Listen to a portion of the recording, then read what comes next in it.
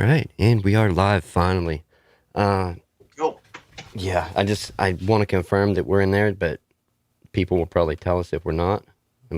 Yeah, I've got my own chat on the side as well. So just let everyone know that if you want to check out the full stream, there's a link in my chat. If anyone wants to just head over to your channel, Antisocial Experience. Yeah, I don't know.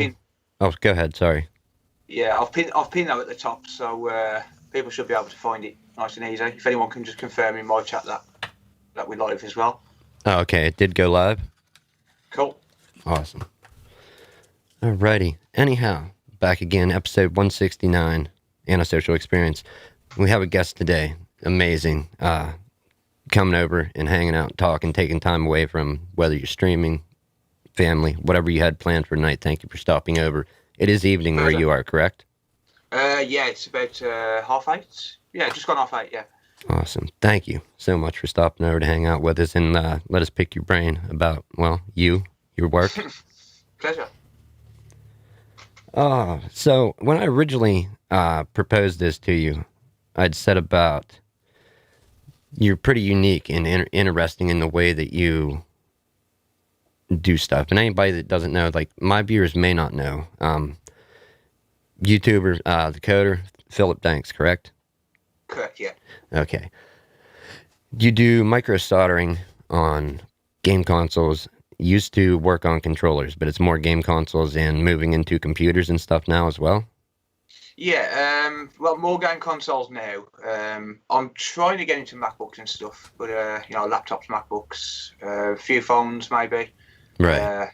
As the newer consoles are coming out, it's hard to get parts, so you've got to keep the business moving. So. Well, getting parts is always the problem, especially when you're dealing with some stuff and they don't want you to repair it, such as like Apple devices or, Yeah.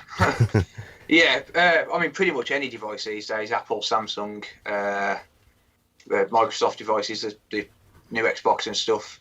I was actually fixing an Xbox Series X this morning. Very tricky to get into, so they've made it a lot more difficult since the last generation. Nice. So how did you get there? Like, I know about the consoles, I know about the controllers. How did you even get to interested in repairing stuff? Was it a love of tech, or what's the story behind it all? I mean, I've been messy my whole life. I'm a messer. I always have been. Even when I was really young, like 4 or 5 years old, I was messing, taking things apart, that sort of stuff. So, I've always had a love of just like how things work, sort of thing. So I've always liked to open things up, see the guts inside, try and fix them if they didn't work. I suppose it just started from there, really. My dad was an engineer, television engineer, so he kind of had me in his little garage workshop thing, messing with TVs, car engines, that sort of stuff when I was younger. So just all my life just messing with electronics. Okay, yeah, I kind of went down that same road. I do repairs also, but I'm not here to shield that. Like I said, we're talking about you. What was the first thing you fixed? Wow, I can do this. Do you remember what that was? I mean, in terms of, after I've been an adult, I think it was the first thing I ever fixed was a console, PS4, as in not micro soldering, not on that kind of scale, but I bought a PlayStation 4 for I think it was £30. And the guy said on the listing, he was on Facebook Marketplace, the guy said on the listing that it had blue light of death. And I'd read online that blue light of death was pretty difficult and it could be a number of things. So I took it apart when I got home. I paid him £30 for it. He was asking 50. That's around about 70 US. And I paid him £30 for it, and I took it home, took it apart, and it turned out he just put it back together wrong. And me being pretty naive, I just thought, well, this is easy. I'm just like, this is easy. I'm going to start fixing these. I'd already got a soldering iron and a hot air gun, and I was using my mobile phone with a little tripod as a microscope. And yeah, I just started from there really, and I started fixing controllers because they was cheap to buy, they was cheap to get the parts for, like the analog stick drift things, and they was easy to sell. So that's where it all started really. Nice, nice. It's quite a trip. I remember the original time that I found you. I had a similar situation. The desktop computer that you had, the Yeah. Dell. It was an old video. Okay, I remember that one. The water damage one, was it? I think. Yeah, water damaged. Yeah, And I remember that. Yeah.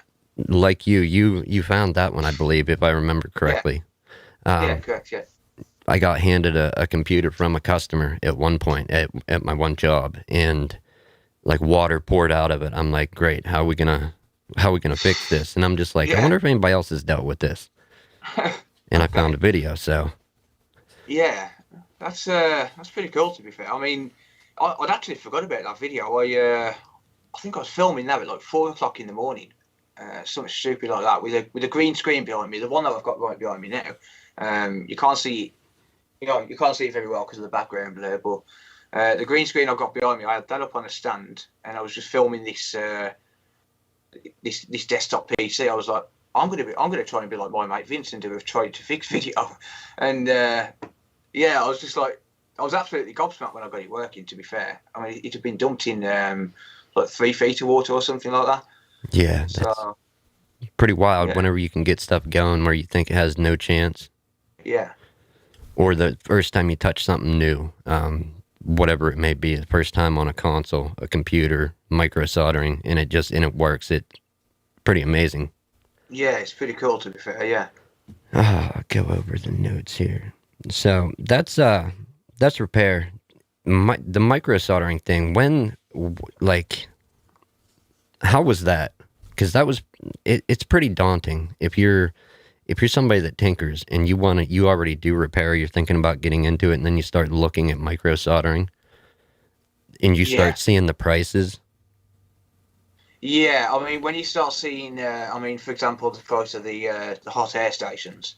I think my first one was like, it was an all-in-one. It was like a 3-in-1 bench power supply, hot air and soldering iron, and it was like, I think that was like £130 at the time. That was cheap. Like, that was really cheap. It was one of them Yiwa AliExpress specials, and it was like, do I buy this or do I look at the other stuff? And I looked at the other stuff like the Hacko for like £250 just for the iron, and I was like, yeah, I can't afford this. I've got no chance. So I ended up going with the cheaper option, but yeah, it was scary to think the cost, the level, the amount of money that it goes into, just for like a soldering iron or hot air gun. It's ridiculous.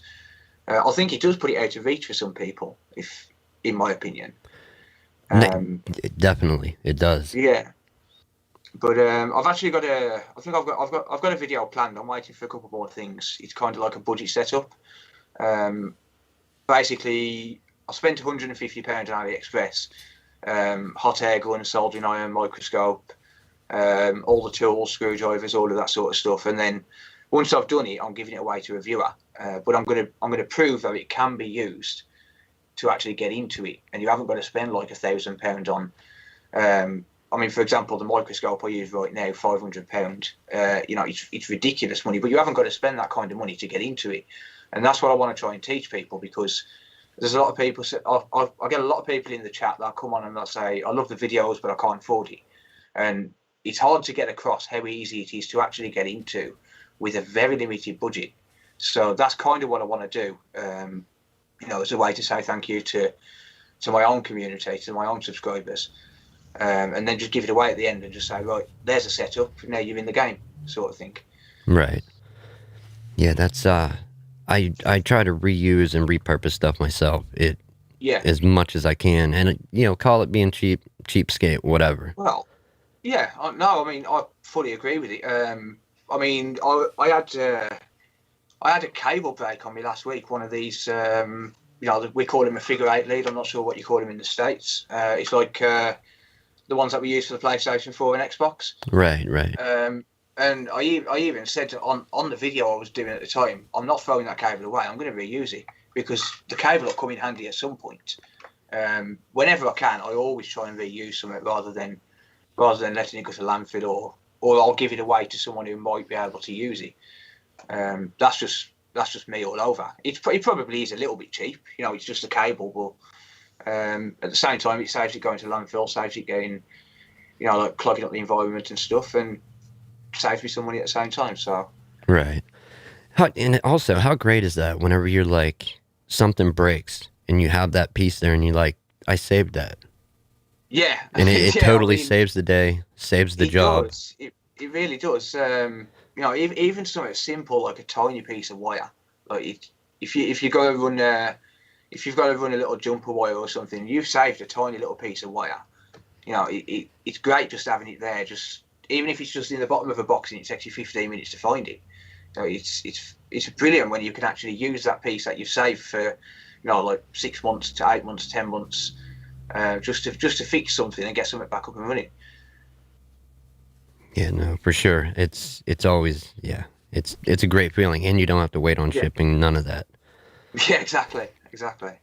So, and another thing, and like I said, don't want to get into any of the drama stuff or anything like that, but just another thing that is an important thing, I think, especially for new people, and I've commented on this before, and you commented back. So I think we think the same on is the live learning. Like, yeah, I mean, unless you're just foolish and got unlimited money and like you're okay with messing stuff up and buying somebody completely new devices. Yeah, I mean, and it still wouldn't be okay. To me, I mean, there's a difference between learning on a live device, on a live case. Let's say, for example, if you was doing a data recovery for someone, trying to recover pictures off a flash drive, and you've never done it before. You've never opened a USB. You've had very limited experience with, for example, a soldering iron or something like that. To me, there's a huge difference between that and then learning a new device when you've already been in the industry for, like a year, 2 years, 10 years or whatever. I mean, for example, the Xbox Series X that I worked on this morning, there's always got to be that first device that you work on. But if it's a live case and you've never worked on electronics before, or you genuinely just do not know what you're doing, I generally don't agree with that, because that's someone's life on that device. Like for example, like a console or a laptop or something like that. Someone's entire life could be on that device. Yeah, especially phones. It's one thing to replace it. I mean, if I broke, for example, a Nintendo Switch right now, I've got some behind me, I could just replace it, but I can't get that data back because it's stuck on that device. So I'd have to give them a brand new device or a used device in the same condition, but they wouldn't have the games, they wouldn't have the data that they've got, or that they've built up over, like months or years. So, I mean, I just genuinely don't. I feel so strongly about it that when I see it kind of like, it makes my blood boil a little bit. The past few months, I've learned to kind of like bite my tongue a little bit and just say, you know what, it's your problem, I'm walking away. But but it does get me a little bit riled up sometimes. I do get a little bit angry about it, but that's just me. That's just when I feel something, I feel really strongly about it. So I used to be a speak now and think afterwards kind of person, but now I'm trying to be a little bit more conservative when I'm actually saying stuff to people, because obviously not everybody thinks the same, not everybody agrees with me, and that's fine, but it creates too much backlash and too much tension to have to deal with, really. Yeah, that's one of the things about the online world is just backlash, and even if you don't intend anything, that was actually one of my questions. I mean, even with good intentions, it's people take it the wrong way. People misinterpret your words, or they'll misinterpret text on a screen, and because it's text on a screen, they think it's okay to just a lot of people, there's a lot of cyberbullying and stuff like that, so they think it's okay to bully and stuff like that. But I mean, for example, the situation that I had with another channel, I didn't mean anything nasty by it. It's just that's just the way I type, and I didn't mean to upset him or offend him, but it was just that's just how it come across, and it was just unfortunate that another big channel picked it up and took it the offensive way. It's just until then, I think there was like 1 thumbs down and like 10 thumbs up on that particular comment, Right. and then all of a sudden, I lost like 2,000 subscribers, and I was literally having people threatening to come to my house. I know where you live, blah blah blah, and all of this kind of crap. And I was just like, you know what, I'm not really interested. But yeah, it's just we learn from mistakes as well. I mean, we learn to deal with things in a different way. But you know. Yeah, clearly. I mean, live and learn. It's saying for a reason. Yeah. Another real interesting thing, at least for me, and I probably some other people out there, is just the sheer honesty with how you handle stuff. Yeah. Just as far as like, tell me if I got this situation wrong. Maybe I misunderstood it in the video or whatever. But the whole movie thing. Yeah. Was he acting like he had something over your head and was going to expose you, and you're just like, you know what? And you informed people, and was that how that went or no? What was that with? Sorry. The whole movie thing. The whole movie. Recording. Was that when I was filming at the cinema, or? Yeah, or no, whatever. But was he acting like he had something over your head and like, oh, I'm going to expose you to your audience? And you're just like, this guy, what does he think he's doing? Look, this is the situation. This is what happened. You did it on a live stream. I'm not sure. I don't really know what you're referring to be honest, on that one. No. Yeah, it was with the cinema thing. Like, and I thought maybe I misunderstood. I thought somebody was threatened to like expose you for something that like you had openly talked about, and you like, basically told them like you're stupid. No, I mean, see, the thing where I called someone stupid was where he was. Being too aggressive with someone's board. No, not that. No, definitely not that. Do you mean the thing I went to prison for, or? Yes. Yeah. Oh, okay. That was basically I was when I was younger. I used to. Well, I just lost my job, and I was thinking to myself, like, how can I make some money? How can I feed myself? Literally, that was the bottom line. I had no job, no income, no way to support myself, and I'd got a background in. I used to sell pirate DVDs on the markets when I was like 18, right? And basically that was like 7 years prior to when I did the thing at the cinema. So basically I thought, well, I could sell DVDs again. I used to make good money. I used to, I'm not hurting anyone, sort of thing. So I started selling copied DVDs again, and basically. It got to a point where I was, I went walking into the cinema with a camcorder, getting all the films as soon as they come out, selling them, putting them online for free download and stuff like that. And I mean, obviously, eventually I got caught, and sort of went to prison for like 12 months, wasted 12 months of my life in prison. So, yeah, it was that was with my brother-in-law. He got a slap on the wrist, but because it was first offence for him, but I'd been in trouble before, so they made an example of me and things like that. Right. Yeah. They generally do, I think, in your country as well as ours. Yeah. I mean, I think it was worse because, they was looking for a fall guy for all of the movies that were being pirated. So even though it wasn't just me, even though there's thousands of people, millions of people doing it, if I'm the only one to catch, then they're gonna make an example. So. I kind of deserved it. I was a little bit brazen, a little bit in your face, didn't care. So I mean, I kind of deserved it, but it was a little bit harsh. The ultimate sentence, but it's again, like you said, you live and learn. You make your mistakes, you learn from them, and you move on with your life. So yeah, no, just the way it could come across in the one live stream where you talked about it, I thought there was somebody threatening to like tell your audience that, hey. Oh, okay. Like that's maybe I misunderstood. To be honest, I mean, when it comes to trolls and stuff like that, so if for example, if someone threatens me or someone says something like that, I kind of put it to the back of my mind and just ignore it. So, Right. I mean, I've learned to deal with trolls where I just basically forget about it within about 30 seconds of what they've said. 30 seconds later, I'm like, what did you say? What? So, yeah, I'm not really sure on that one, to be honest. Alrighty. That and just the whole just smoke. You smoke cigarettes, correct? Yeah, I do. Yeah.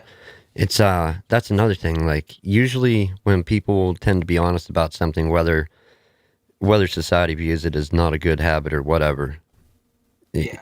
and there you can get backlash over that, and you're not even not even promoting it. You're not saying go do it. You actually Yeah. don't even do it on screen. Yeah, so I think I was talking about this on a stream last night. Actually, someone said to me, "Do you smoke in your workshop?" And I said, "Yeah." I said, "But I don't smoke. Well, when I do smoke in the workshop, the door's open. I don't do it like I haven't usually got like a face camera on me because I'm usually, the audience are usually trying to focus on what I'm doing with my hands, what I'm doing with the soldering iron and things like that. So, I mean, I usually smoke if I'm on a stream. I usually have a cigarette when I'm in between a job, because most times I'll do like 2 or 3 jobs on stream, and I'll be like in between a job when I'm having a quick cigarette break, or because streaming in general is stressful. And then you've got the added stress of you've got to get this device working. You're under pressure to be successful to the audience. You're trying to read the chat. You're trying to make sure that nothing happens, technically, technical glitches, that sort of stuff. So just in general, repairing stuff while you're on a live stream in front of 400 people is stressful enough. And then if, for example, I make a mistake, which we all do. I mean, we all make mistakes Daily, almost. Me. But yeah, I mean, I make mistakes all the time. I've got a burn mark on my hand right now. Literally burnt myself with my micro pencil a couple of days ago. But stupid little mistakes like that, it hurts like hell. And the first thing you want to do when you smoke is reach for the lighter. It's someone said to me, if someone asked you not to smoke around the console, would you? And I was like, well, I'd respect them. Yeah, of course I would. Yeah, it's their device. Yeah, it's their device at the end of the day. Like I said, the door's open when I do have a cigarette, and it's generally in between jobs anyway. And because I'm in the workshop on my own, completely isolated from anyone within, like 50 yards, usually anyway, no one else is breathing in the secondhand smoke, and it would take a considerable amount of cigarettes to actually be able to do any kind of smoke damage to a device anyway. Right. So it would take an awful lot to do that. Or in my opinion, at least. But if someone specifically said to me, I don't smoke, can you please not smoke while you're around my device? Then I'd honour that, and I wouldn't smoke around it, because we don't smoke in the house anyway, because we've got kids. Yeah. So we smoke at the back door pretty much. So I mean, generally, I'm not smoking around people's consoles when they're in storage, because they don't get stored in the workshop; they get stored in the house for security reasons. So there's never any smoking or anything like that around the actual consoles in the house. And like I said, it's usually in between jobs that I'm doing it. That I'm having a cigarette as I'm walking from the workshop to the house, and then from the house back.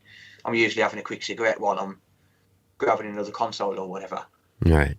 Yeah. No. Just what. And I've seen numerous times where people ask you on stream, you smoke, and you've replied, or you can audibly hear your lighter go, and it's like, the backlash you can get over something so simple is just absurd. And that's like two things, though, 2 circumstances at least that I've heard you talk about in your live streams, with the cinema or whatever, and then the smoking. Yeah, I mean, I try to be honest. I mean, I'm a fairly straight up kind of person. Right. If I'm doing something, I'm doing it because I either think it's okay, or and the key word there is think, because we all just stuff that's not okay. But I either think it's okay, or I think people won't mind, or they won't mind knowing about.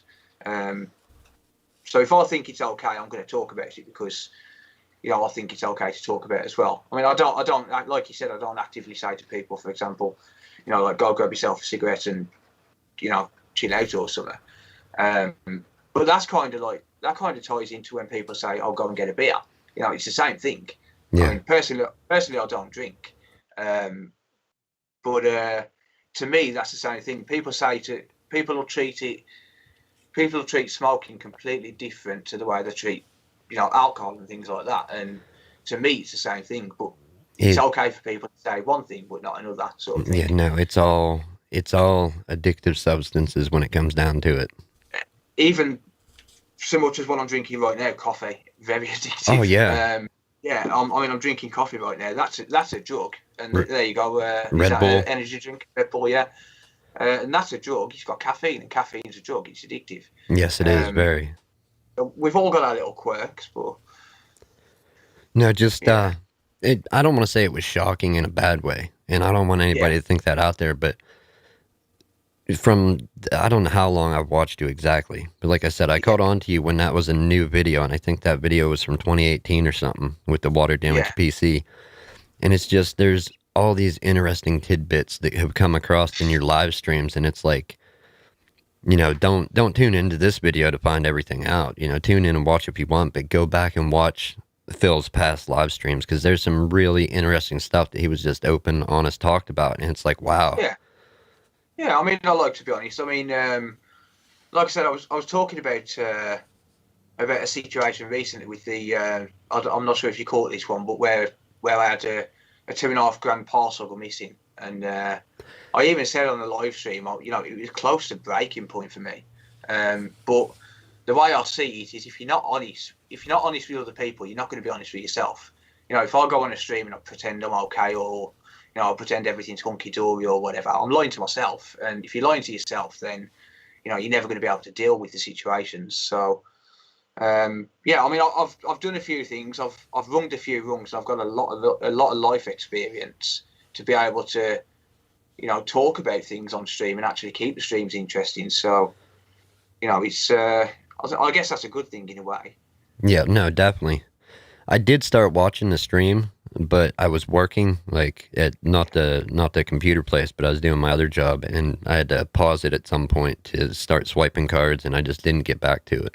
So yeah, okay. But no, speaking of some of the other stuff, you've had a few, like one or two, I think I've heard you speak of near misses, like accident, one with a car and something where you hit your head on a pipe or something. Me and my partner Sarah, actually, in I think it was either 2016. We had a 70-mile-an-hour car crash. I'm on painkillers pretty much for life now for that. Dang. Yeah, it's. I mean, that was one of the reasons I got into repairs, actually, because I couldn't really do the manual labour thing anymore because of the pain in my neck. I've got 3 slip discs in my neck. I had to have an operation on my nose. Basically, they had to cut an hole through the middle of the cartilage on my nose for me to be able to breathe. It was about 2 years where I couldn't breathe through my nose at all. I couldn't smell, couldn't breathe through my nose, couldn't do anything. That we got hit at 70 mile an hour, broken down on the motorway. So that was a very close call. Sarah was drunk at the time, and she just said to me, she was like, "Let's just go for a drive." So we went for a random drive. I had my niece with me, and we took my niece as well. I think my niece was 11 or 12 at the time, and Sarah had her feet up on what we call the dashboard. It's like the front of the car. Yeah, the dash. Sarah had her feet on the dash, and I felt like there was kind of something wrong with the car, but I didn't know what. So I said to Sarah, Sarah was drunk, obviously. She had no seatbelt on because she kept taking it off. So I made her put a seatbelt on, and I made her put her feet down. And my niece was sitting behind me, We drive on the right. Our steering wheel is on the right hand side. So, and we drive on the left, and our steering wheel is on the right. So basically, my niece was on the right hand side, the road side, and I made my niece sit behind my partner Sarah for safety reasons, because if we did break down while we was on the motorway, then basically what would have happened is she would have been killed. And the unfortunate thing happened where we broke down. There was no safe place to stop, because it was an area where there was no what we call the hard shoulder, which is where we can pull over. It's a out of use lane for emergency use only. So there was no hard shoulder. There was no street lighting. Nothing was lit up. The nearest safety point was half a mile away. So we couldn't really pull over safely. So we was literally just stuck in the first lane, in the left hand lane, and a van come flying up behind us at 70 miles an hour on his phone, using his phone while he was driving, and wow, yes, straight into the back of us. If my niece hadn't moved, she would have been crushed. If she hadn't moved to the other side of the car, and if Sarah hadn't moved her leg, she'd have probably broke her back. That's crazy. That's how bad it was. It was a pretty serious crash. It took the entire one side of the car completely out. It was just, there was nothing left. You could have slapped me on the back of the head from the boot of the car. There was literally just nothing. But the other time was when I was I think I was 8 years old, and I basically got run over on a road where there was no pathway on the one side. It was just a wall, and I was trying to climb over this wall to get over to the other side of the road. It was only a small wall, and people did it all the time. But I was trying to climb this wall. A car come flying up, a woman come flying up, speeding. I think she was rushing because she was on her way to church, and she basically come flying up the road, didn't look, swerved at the wrong time, hit the wall, but hit me at the same time. And when I flew up in the air and came back down, I hit my head on the wall, but there was a jagged pipe sticking through it. So now when I shave my head at the back, you can see like a V-shaped scar. And the pipe went. The doctors said if the pipe had gone a couple of millimeters either side of my head, in that space, I would have either suffered a massive stroke, or it would have hit a major artery, because it would have took either the oxygen or the blood away from my brain. So I would have been dead. So that's two close calls, man. Very close. Very close, yeah. So we almost didn't have all this awesome live streams and repairs. Nearly, yeah. Well, they say you're here for a reason, so I guess that's. Yeah, your work's not done yet. Yeah, I guess fixing stuff just needs fixing, or other stuff just needs fixing. Definitely. Yeah. How do you know? Getting back to the micro soda, I know that's what most of your audience tunes in for, not the talking head stuff like this, but I think they tune in for the repairs and the interactions, because you're fairly good at interacting with your chat. Yeah, thank you. How do you know when it's time to get a new tool, or like, all right, I'm gonna upgrade, whether it be cameras or get that next piece of equipment? Like, how do you personally make that call? Personally, I think it's when I'm struggling, or when I notice a difference in the quality of work. So, for example, about a week ago, I bought a new bench power supply, and I think that was because I was basically sick of having to keep Nintendo Switch batteries charged, and I needed a dual output supply. So instead of buying a dual output supply, I bought a triple output supply. So I've got that next step already. But I think it's just mainly when I notice a change in quality of work. If I start to, like if I was, for example, taking a HDMI port off and it took longer than usual, or if I noticed a burn mark in the board or something, I know I need a new hot air gun. I think that's the main time I really think about upgrades. in terms of, you know, like camera equipment and stuff like that, I think I always want better when it comes to camera and audio equipment, because I want to provide the best for the channel. So like streaming in 1440p and filming in 4K, for me, is about the best I'm going to be able to do until 8K is widely available. And that's going to be, you know, like, I'd say 5 to 6 years into the future yet. So I think 4K filming is probably about the best I'm going to be able to get at the minute without spending like £10,000-15,000 on a 8K camera. So yeah, super camera. Yeah, pretty much. The stuff that places like film studios and stuff like that. That's the kind of, I think that's the next step up from 4K. So yeah, I think I'm about done in terms of cameras now. What, 8K you mean? Yeah, I think they're filming between 8 and 12K, don't they? Something like that. But until 8K is widely available, I mean, I can take pictures in 8K on my phone, but you know, film wise, I think 4K is the limit, or at least for now. Yeah, I'm not even up to anything close to that. I'm about what do I do? I think I do 1080-30 for the one thing, and I'm not sure what this goes out at, honestly.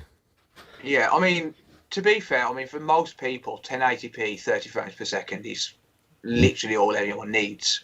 Most of my viewers still watch it in 1080p because watching a live stream in 1440p is pretty bandwidth intensive for most people. You know, people who are watching on the phone, they're limited to like 30 to 40 megabits per second on mobile networks. So a 1440p live stream, it's always buffering and stuff. Most people knock it down to 1080p anyway. And for this sort of stuff, you know, like doing repairs in a workshop, it's you know, 24 frames per second is all you need anyway. So, you know, I stream at 24 frames per second because that's film quality, and you don't really need the you know, the 60 FPS for, you know, if all you're doing is changing a couple of capacitors on a board. So 24 frames per second at 4K is, or at 1440p is pretty much my goal. Right. You know, like you said, what more you don't need much. You know, it's not. Yeah. It's you not really like a live action sports where you got to catch quick movement or no. Yeah, I mean, I don't know if you watched any of my my first videos, my first you know, my first repair videos. I was basically on this table that I'm on now, and rather than having a microscope camera, I had the microscope but no microscope camera, and I was literally with my phone on a little tripod in front of the board, and it was like, that was how I was doing it. So I think when you look back at some of your older videos and you think, you know, like, how can I improve this? You know, that's yeah, that's pretty much what I look for when it comes to filming. But can I improve this last video anymore? Can I get better at editing? Can I get better at camera angles? Can I add more camera angles? That sort of stuff. So even though it's expensive, it provides the best experience for the viewer, in my opinion. Yeah, no, it definitely does. And just I think I don't know how I want to say it, like the innovation and level, the quality of stuff coming out these days, like the Stream Deck, that improved so many things for people. I mean, to be fair, I've got the Stream Deck. It was donated by another channel, but honestly, I've used it once because I only really used 2 scenes. So yeah, I haven't really got into using it yet. I mean, I probably will eventually when I start to add more camera angles and you know, more different scenes and stuff. But at the minute, I've just kept with the 2 basic scenes. You know, like side camera, front camera, or side camera, overhead camera usually. So I think as I start to add more cameras, I will start to use like the Stream Deck and things like that a bit more, because it should be a lot easier. Right. Yeah, no, if you're not messing with all different types of sources, it can be, I don't know, I guess a nuisance is the right word. Yeah, it's just one more thing on the desk, really. Yeah, taking up space, and then... Yeah. I mean, it's awkward enough because I use a laptop to stream from, so until I get a proper laptop stand, I haven't bought one yet, but when I get a laptop stand, that can come off the desk, and then I'll have room for like the Stream Deck and, you know, stuff like that. Right on. Yeah, no, you're definitely right. I think the, I don't know, I guess a nuisance is the right word. Yeah, I mean, it's awkward enough because I use a laptop to stream from, until I get a proper laptop stand, I haven't bought one yet, but when I get a laptop stand, that can come off the desk, and then I'll have room for like the Stream Deck and, you know, stuff like that. And another repair question. What's some stuff you would like to start doing? Like, do you want to include new stuff, or are you just gonna what ideally Um, what all would you take on for repairs? Like I if mean, in terms of going forward, I think MacBooks is a big thing because people really like MacBook repairs. People like to learn about the MacBooks and stuff. Um, Next generation consoles definitely because they are coming pretty far in terms of performance and stuff like that. Um, so I think next generation consoles and the videos for the next gen consoles like the PS5 and the Xbox and stuff, from what I've seen on YouTube, I've only put a couple on myself, but the videos I've seen do really well, and people want to learn that stuff. So um, a lot of the viewers want to see me do retro stuff. So I think I'm probably going to get into a bit of retro as well. But the problem is with retro is I don't want to step on anyone's toes who've been like working hard for the past 2 to 3 years to build a channel up. right. For someone else to come along and start copying what they do, even if it doesn't pull the viewers away from them. I don't want to kind of step on anyone's toes. I want to try and be unique. So, but I think MacBooks and the new consoles, I think, are the main things. Right on. It kind of that's kind of a little bit conflicting as well because I know like Lewis Rossman and Paul Daniels and stuff do MacBook repairs, but I mean, obviously their channel is huge. You got no chance of pulling the viewers away from like Lewis Rossman anyway. So No, they yeah, they've got their own unique following. So I think MacBook repairs, and I did a MacBook repair stream a couple of weeks ago, and people seem to enjoy it. So yeah, I think that's what they want as well. And I enjoy working on them. They are pretty fun to work on. yeah, and anything under a microscope seems to be fun, at least in my experience. I don't do enough of it. Sadly, I don't get to for work, but it is fun. Yeah, that is true. It is pretty fun every time you get something under the microscope. I actually gave my stepson a microscope a couple of weeks ago. He's been asking me for little chips and stuff like that to put under the microscope so he can see them. So you never know, he might get into it when he's older. How? Yeah, you right on. It's like you're reading my mind. Right on cue. How do you how do you manage time? Do you know what I mean? Between family, Yeah, there's life, there's family, and there's work. Because yeah. I you mean, work a lot. I do work a lot. Yeah. I mean, I'm not really good with time management. I'll be honest. Like if I see something that needs fixing, in terms of like nitty gritty micro soldering stuff, I just want to get out there and do it. But then if I see something around the house that needs fixing, I'm like, oh, Not really? today. Do I? Yeah, not today. I don't want to do this. But then in terms of, I'll try and spend as much time with family as I possibly can. But I think Sarah's great because Sarah understands that I need to work to feed the kids.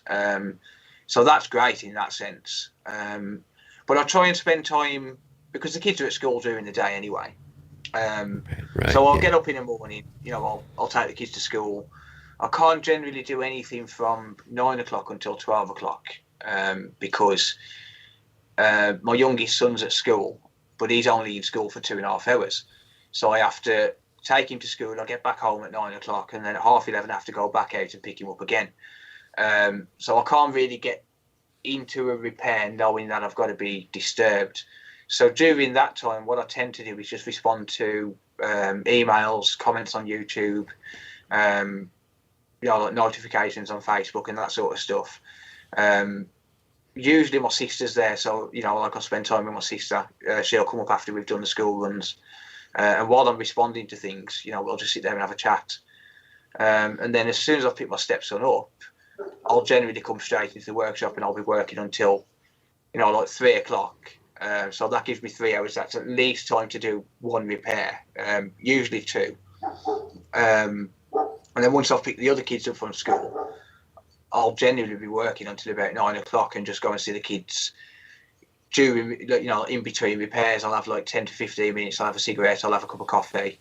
I'll sit there playing with my son. The other two, they're on the consoles, so We don't really see them, to be honest, because they're just kids. They're just on the consoles talking to their friends. But I try and have a little play with my son, and try and get him to come and have some daddy time during breaks and stuff. But other than that, I'm not really good at managing time, to be honest. It seems you said you had what was the comment you had on a live stream about the organized shop? Is it quiet shop? I mean, if you see my desk now, you'd probably burst out in tears. But and I literally only tidied it up a couple of days ago as well. But yeah, the way I see it is, if you've got time to organise, you've got time to sit around, and I don't like to sit around. I like to be active. So, like I mean, I'd try and keep it absolutely spotless if I could, but there's no time for that. Yeah, I've just got no time. I mean, it took me. I mean, I'm not sure if you can see. The background's blurred, but this shelf here, it took me literally 12 months just to put that shelf in there and set it up, because I just had no time at all to organise it. I mean, I know the background's blurred, but it's got you can make it out. It's got like my donor boards, my spare power supplies, spare disk drives, heat sinks and fans, that sort of stuff. And it took me 12 months just to set that up, because I just don't get time to do it. So when people mention like you've got a messy workbench and stuff like that, I'm like, listen, the way I see it is, all that matters is what's in front of me and what you guys can see on the camera. Whatever's to the side, if I've got like a couple of cables, I've got spare parts, I've got that sort of stuff. I mean, it's not rubbish, it's parts. So it's like, it's not like it's not anything that's going to crawl inside someone's device and damage a device and stuff like that. It's just literally parts. I've noticed a couple of spiders going in lately, but that's kind of one of the downfalls of working in my garden shed. Is like, you're going to get spiders, you're going to get a few creepy crawlies and stuff like that. But in terms of the desk, it's mainly just parts and tools. So I just generally laugh when people say it. I'm like, listen, I'm a messy technician. I can't help it. That's just the way I am. I make that clear in a lot of my videos that I'm a messy person. Some people are clean freaks. I don't have time to be a clean freak. Got OCDs. I mean, I've got OCDs. I don't like odd numbers. That's something that comes with left-handed people, apparently. But I don't like odd numbers. But in terms of like the being mess at the side of me where I'm not actually working, it doesn't really bother me, as long as I can get to what I need to get to and get my job done. Yeah. And I've been in some workshops and I can't walk on the floor, so it's not as bad as some people think it is in terms of a workshop, because I've seen a lot worse. Oh yeah, don't be fooled. This black screen ruse. There's a computer repair shop behind it, so. Yeah, well, that's why I've gone over a camera, because no one can see behind me then. Mm-hmm. But it's I've seen a lot worse. Let's put it that way. Shed, or even a building. I get spiders in here too. So don't feel bad about that. For me. I mean, it's a little bit worse for me being in. It's basically outdoors, but just with a roof over it. So I'm bound to get like. I mean, it is watertight. So there's no rain or anything going in here. But I mean, like I said earlier, I don't keep devices in the workshop anyway. So. It's only really my own equipment that's at risk. But I've always got a heater on in here to keep damp out and stuff like that. And but you're bound to get a few creepy crawlies. I've found cats in here a few times. Cats? When I've left the door open. Yeah. There's a cat that lives. Well, there's a cat that basically lives behind the workshop, and I found him sleeping in here a few mornings when I've, because it's warm in here, because it's it's 17 degrees Celsius in here right now, according to my BGA machine thermal sensors. Is 17 degrees Celsius. I still think it's pretty cold, but I think because it's a little bit warmer in here than it is outside, especially in the winter, I have found cats sleeping in here a few times. Usually on the floor under the desk by the radiator, but that's just cats. But I haven't actually got any animals myself. Oh, no animals at all? Dang. No, none at all. No, but Not an I like animal cats. person, or just not currently?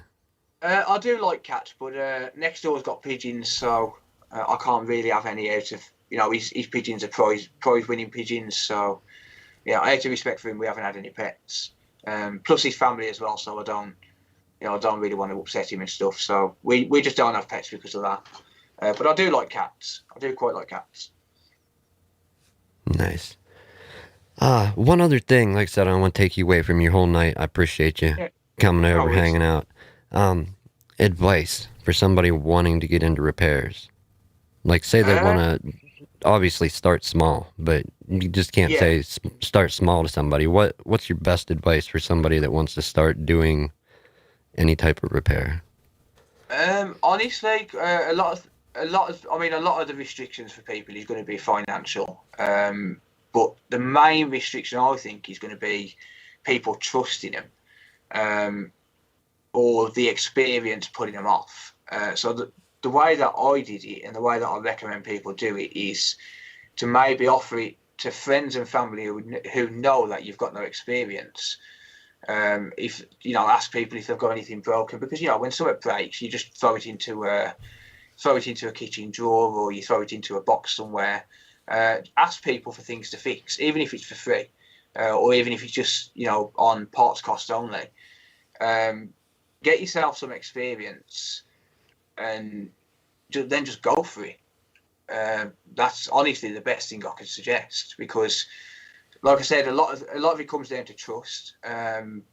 People don't trust you. People don't know what you're capable of, and you don't know what you're capable of until you actually go into it.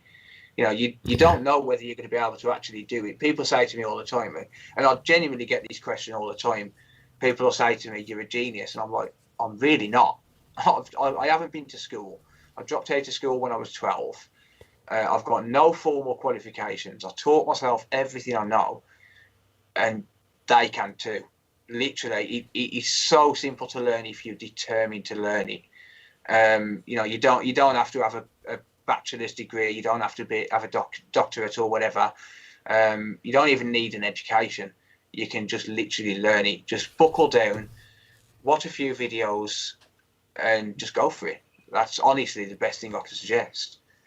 And even with, I think this is a pretty true statement. Even if you do, say you have the circumstances, the means to go and buy all the equipment, Yeah, the first time, at least in my experience, the first time you start working on something under a microscope or on camera, you're gonna, you know what I mean?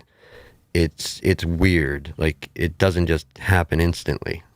yeah. I mean, some people are natural, natural on the camera and stuff like that. I mean, I still feel weird now. Even if someone comes to the workshop and I'm filming a video, I'll pause the video because it still feels weird to me.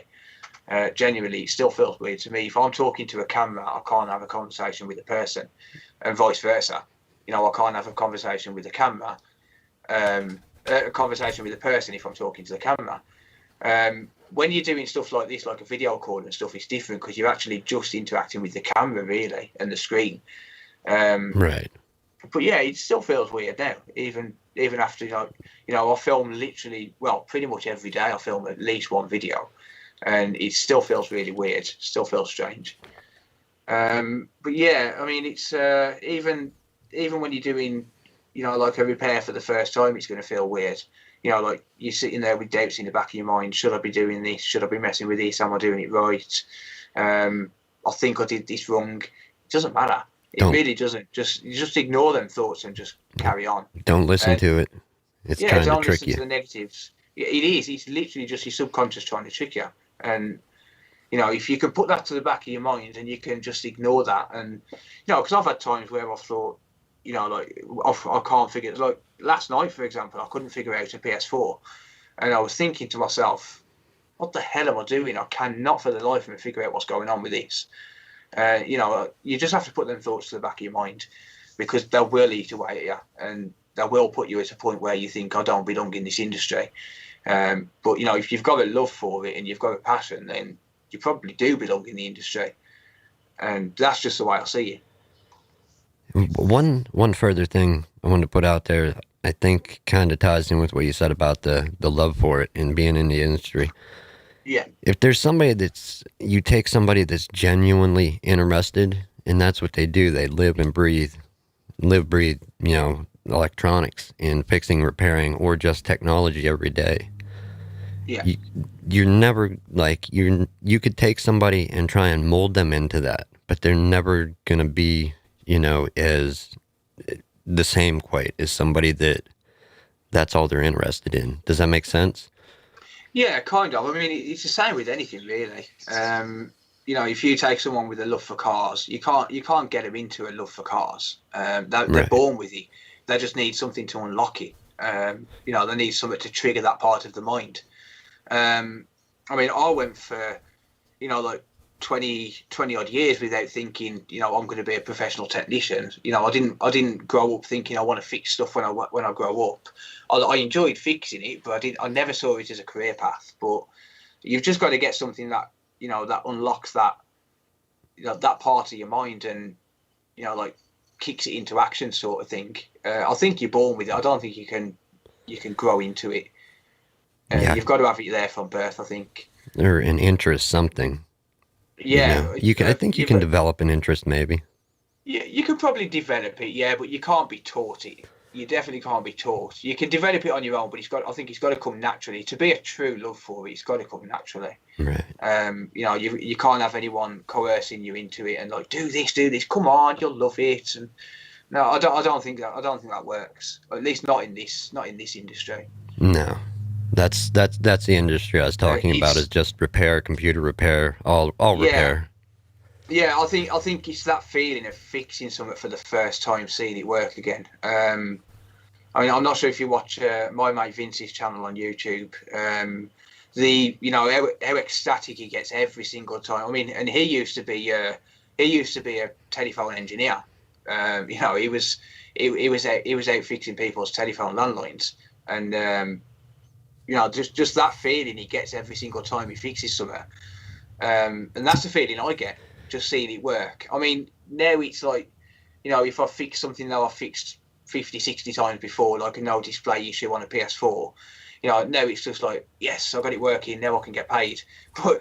But when it's an issue which I'm really invested in, which I've never come across before, that feeling of figuring it out and actually fixing it, the majority of repairs now, they're just, that's my job now. But if I'm emotionally invested in that, I can spend 5-6 hours, and then when I do figure it out, I'm over the moon. I'm genuinely over the moon, and just that feeling you get is just, there's no other feeling like it. It's like passing your driving test or getting married or something. There's no other feeling. Yeah, good times, definitely. Yeah. All right. Anybody that isn't subscribed to this guy, go do it. Most of you probably are that are here, but he does entertaining live streams as well as repairs. So go sub if you haven't. Check him out. What is it? DeCoder on YouTube? DeCoded on YouTube, yeah. There's a 3 in there somewhere toward the end, I believe. Yeah, I think it's the YouTube algorithm's catching up with the E as well as the 3 now. So, but yeah, just DeCoded on YouTube, yeah. Anything else? Any place else people can find you that, at least for any of my audience that may catch this? I don't really do social media, to be honest, apart from YouTube. So yeah, I think it's just YouTube, yeah. Okay, right on. Well, I think we'll end it there. Again, thanks a million for coming over, hanging out, talking, letting me pick your brain and getting all this stuff into one stream. Like I said, this is stuff I've seen over a period of like a year or 2, maybe 3. I don't know how long you've been streaming exactly. About a year, I think. The year of doing repairs? I think about a year of doing repairs full time, yeah. Okay. Yeah, I just know there's a lot of streams, and it's... Yeah, I tend to... Well, there was a point where I was streaming every night, and that got a bit too much, but now I think it's like twice a week on the streams, and then 2 to 3 videos a week as well, so try and stay consistent. I think that's the main point. Yeah, definitely. It is tough, especially when you have other jobs. Yeah, it is very tough, yeah. Do you want to let my viewers know where to find you, or...? What's that? Do you want to let my viewers know where to find you? Yeah. There's a couple places. Just this, the channel for the podcast is Antisocial Experience. Antisocialexperience.com is the website that will have links toward like partway down the page. There's literally social media links that take you to whatever platform it is you may use, whether it be YouTube, Facebook. I think Twitter's on there and everything else. Cool. And then my personal stuff, but I think that's listed on the website too, just because I'm the one that manages it. So yeah. Okay, cool. Thank you. Alrighty. Other than that, thanks for coming over again, Phil. I appreciate it. My pleasure. I'm gonna wrap this up and get out of here and let you get on with your evening. Yeah, cool. Thank you. It's been an experience. I don't know about antisocial, but it's a good name. It's social for me. This is about as social as I get. So yeah, thank you. Right on. All right, I'm gonna roll this outro, people. Again, thank you for tuning in, your viewers and mine. Thank you. No, I think that's it. Yeah. Right, thank you everyone for hanging out. I hope you enjoyed that. Anyone who wants to check out his socials, it should be tagged in the comment section as well. I'm going to leave it there for tonight, guys. No repairs tonight. I'm going to have a little rest, have some food, and chill out, I think. Nick, are you still there, mate? Cool. Thank you for the invite. It's been an experience.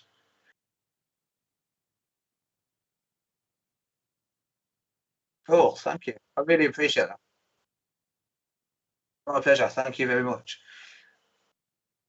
I'll catch everyone later. And Nick, if you need anything, you're more than welcome to get in touch, bud.